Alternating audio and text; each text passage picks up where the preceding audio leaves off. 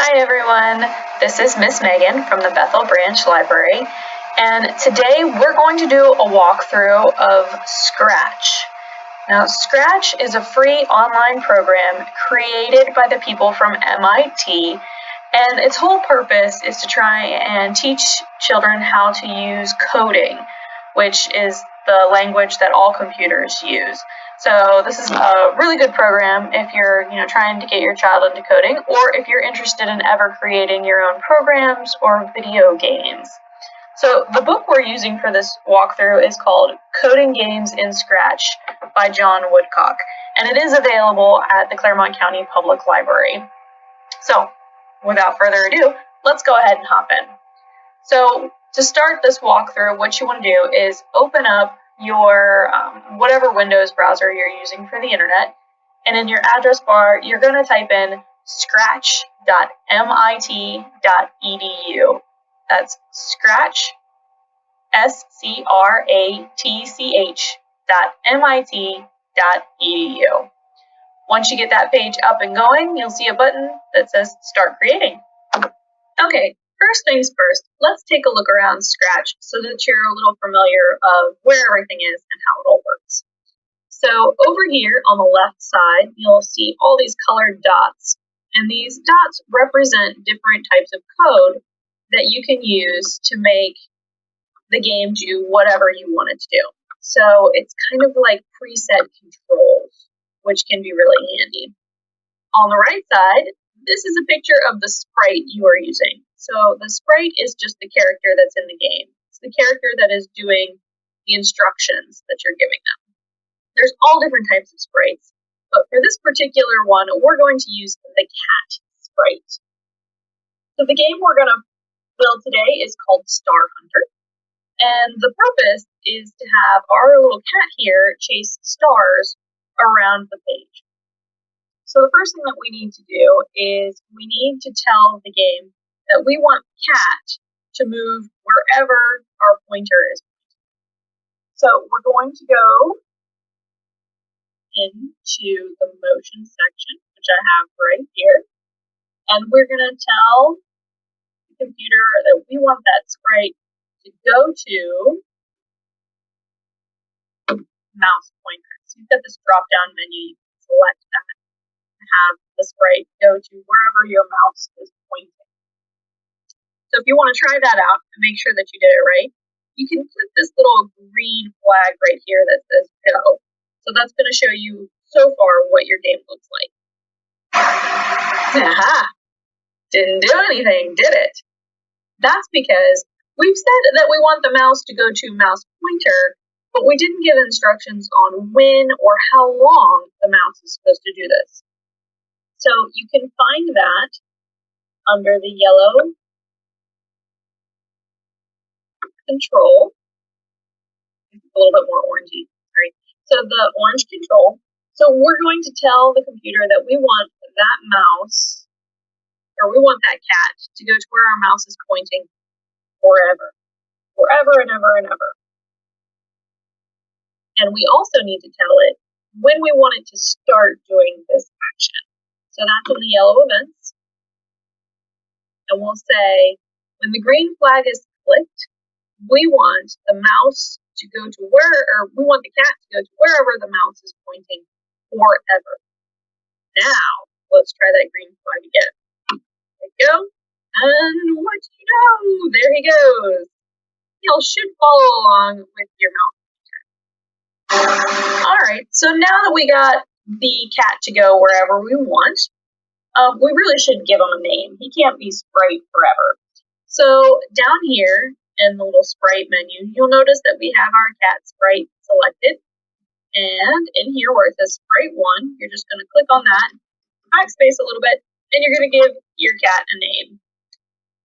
For traditional library purposes, we're going to call this cat Dewey. If you don't understand that reference, go into any of our 10 Clermont County Public Library branches and ask about Dewey the cat.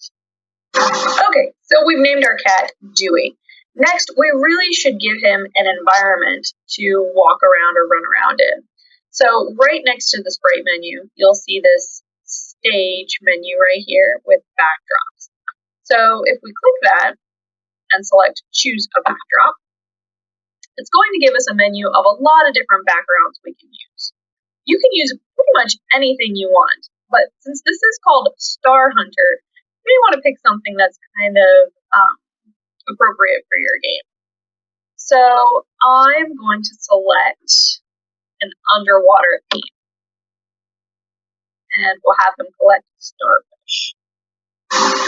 Okay, so now that we've selected our underwater backdrop for our sprite named Dewey, there he is right there, sprite named Dewey. What would be really cool in our game is if Dewey made underwater bubble sounds as he was running around the screen. So we can add sounds to Dewey and pretty much any sprite or character that you have in your game. So you just want to select Dewey, make sure that he shows up highlighted and that his name is right here. And then you're going to go to the Sounds tab. Underneath the Sounds tab, you'll notice that he already has a sound selected for him, and that's the meow. But, cats can't really meow underwater, game logic, and all that. So we want to change him to make bubble sounds. If you go down here to the little speaker, you'll notice that when you hover over it, it says Choose a Sound. So we're going to select that. And if you hover over these purple play arrows, you'll be able to hear the sound that this one offers. Trumpet, bass guitar, piano, a bite.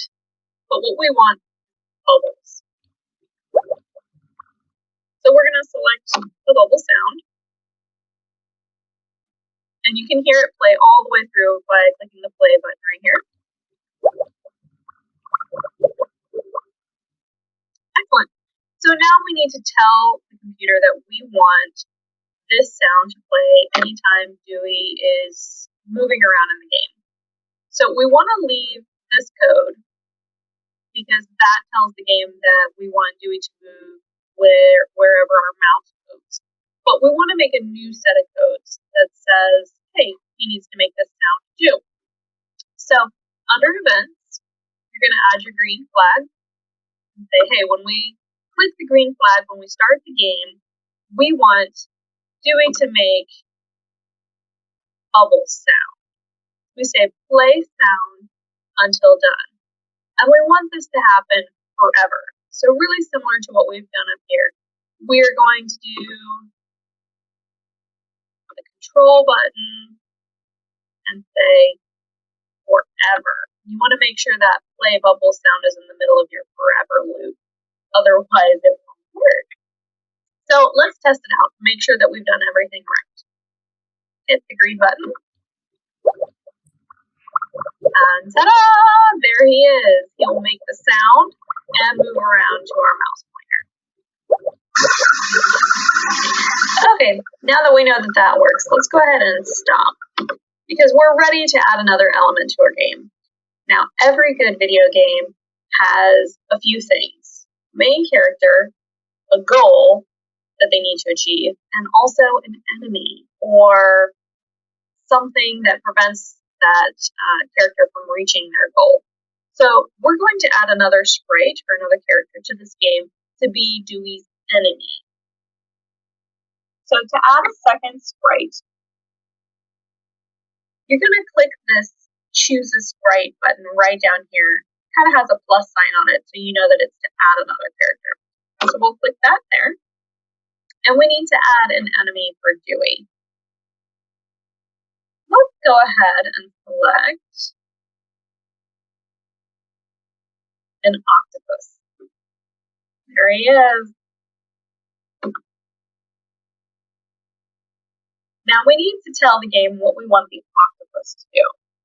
So let's add in on our event, make sure we have the octopus highlighted here. When the game starts, we want, what do we want our octopus to do? Let's say he needs to move 10 steps. And then if he reaches the edge of the screen, he should bounce and come back. And he should do this forever. Now let's see if this worked for us. Here he goes. So right now he's moving 10 steps forever, and once he hits the edge of the screen, he bounces back. But boy, that's kind of funny that he turns upside down every time he bounces on the edge of the screen. You can also fix this, so don't worry. We'll do that next. Let's go ahead and stop him. So to change the way the octopus moves when he bounces off the screen, you can go over to the blue motion tab and you can say set rotation style. So what this means is that when he hits the edge of the screen, we're going to say we want him to rotate a certain way. So instead of rotating upside down, we're going to rotate him left to right. So let's give that a try. There he goes. Much better. So right now our octopus moves around and our cat Dewey moves around without much happening.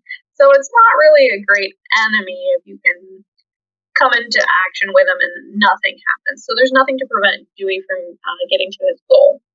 So what we want to do is we want to tell the game that every time Dewey touches the octopus, the game ends. The game is over. So we can do that by adding some new code that uses the if-then logic. So you can use if-then logic for a lot of things in life, but for coding, what we're telling it is that if this event happens, then you need to do this. So under the control tab, we say if, bring it right here, if our octopus is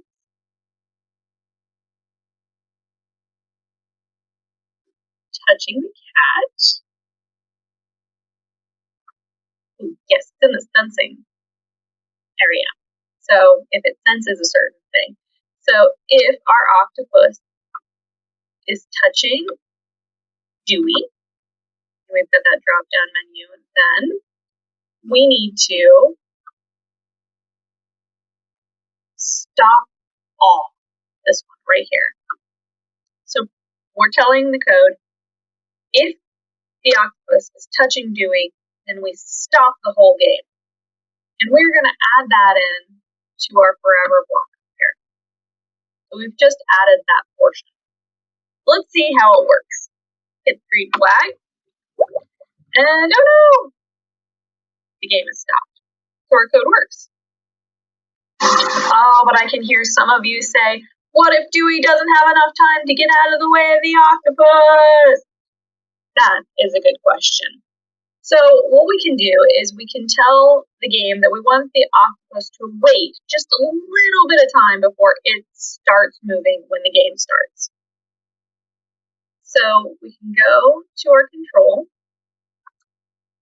and we say, when clicked, we want the octopus to wait half of a second, 0.5, before it starts moving. That way it gives our Dewey a little bit more time to get out of the way. Let's see how that code works. Oops, I ran into context.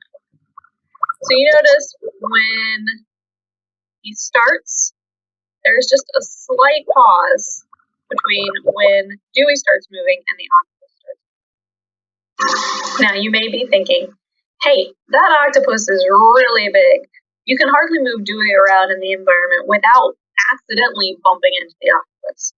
So to make it a little bit easier for players who are, taking part in your game, we're going to make the octopus a little bit smaller. We can do that through the looks tab right here. We're going to say that we want to set the size of the octopus to about 35%.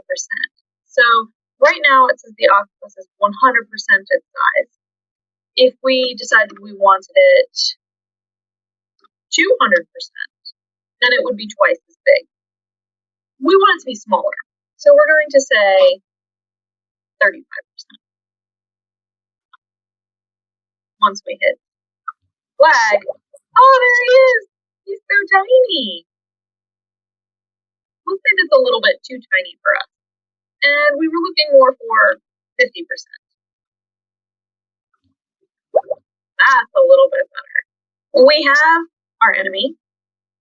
We have our main character, Dewey. Now we need a goal, or something for Dewey to try and collect or get. This game is called Star Hunter. So what we're going to have Dewey collect are stars. So in order to do that, we need to add another sprite.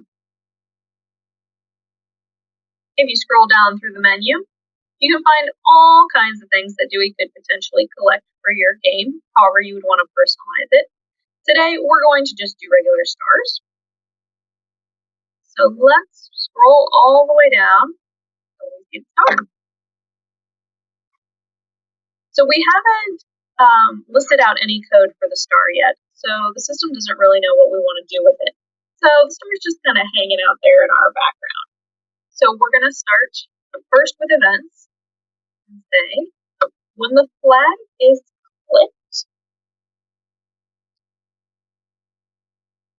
So what exactly do we want the star to do? So we want the cat to be able to touch it. But once the cat touches it, we want it to move around on the screen. Otherwise, the cat, Dewey, could just stay in one place and collect all the stars. And that's not a very fun game. So we're going to say, if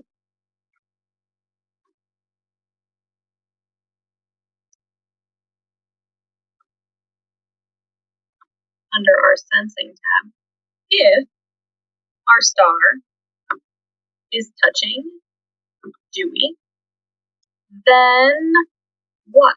Once Dewey touches the star, we want it to reappear somewhere else on the screen randomly so Dewey can chase it around. So, if the star is touching Dewey, then we want it to go to a random position. This drop-down menu has other options that you can select. So you could have the star go to wherever your mouse is pointing, wherever Dewey is, or wherever the octopus is. But really, you probably want to keep it at a random position, because putting it where the mouse pointer is would only put it where Dewey is, which would defeat the purpose of the game. You would always be able to collect the star. And you definitely don't want to put the star where the octopus is, because then Dewey would never be able to collect it. So let's give this a try and see if it works. Uh-oh. What happened? Can you guess what we did wrong? Take a look at some of our other code and see how it might be different than what we're doing with the star. So for the star, we say when the flag is clicked, if Dewey is touching the star, then the star should go to a random position. Here we have Dewey, which is our cat. When clicked, Dewey should go to the mouse pointer forever. When clicked, Dewey should also play the bubble sound forever. Let's check out our octopus. When clicked, the octopus is smaller, should wait half a second, and then do all of these steps forever. Did you catch what was missing? Our star is missing the forever code. So we're going to go ahead and click that, add it in for forever, and we'll see what happens.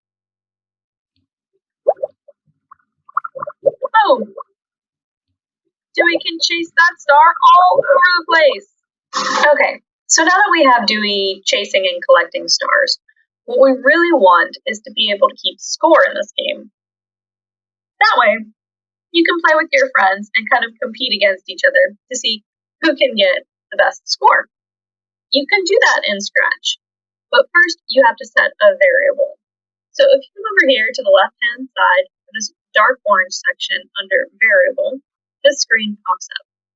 you want to make a variable. So you're going to select that, and you're going to name this variable score, and it applies for all sprites. Okay. Now you want to make sure that you have the star sprite selected because the score increases every time Dewey touches star. So this effect is for the star. So first, you want to be able to set the score to 0.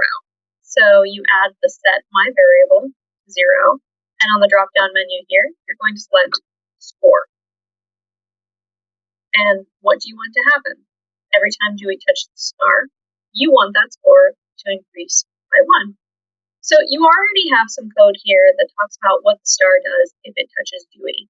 You just want to add into that same code that you want the score to increase by 1.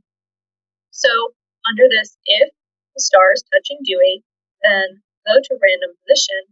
You're going to also say change the score by 1. And we want this to happen forever. So it's good that we put it in that forever bracket because we want it to happen over and over again until the game is done. So let's hit our green go and see what happens. 2, 3, 4. You see our score increasing. So this is great. We got our score to increase every time we touch the star. And then every time we start a new game, that score goes back to 0. But what would be even neater is if every time you touch the star, it made a noise. So we already have our bracket here. If the star is touching Dewey, then it goes to a random position. It changes the score by 1. Let's add a sound effect in. So with that star sprite selected, we're going to go under the Sounds tab. And we're going to pick a sound that happens or that plays every time Dewey touches the star. So let's choose a sound. You can choose anything that you like. Sometimes a sound that, kind of happy would be good for collecting the stars. So I'm going to try and find something that sounds a little bit happier. Ah, yes. Fairy dust. So we're going to select that sound. Excellent. And then we'll go back to our code. And under the purple sound block, select that. You're going to play the sound fairy dust until done. So let's see how that works on our game. Ah. Wonderful.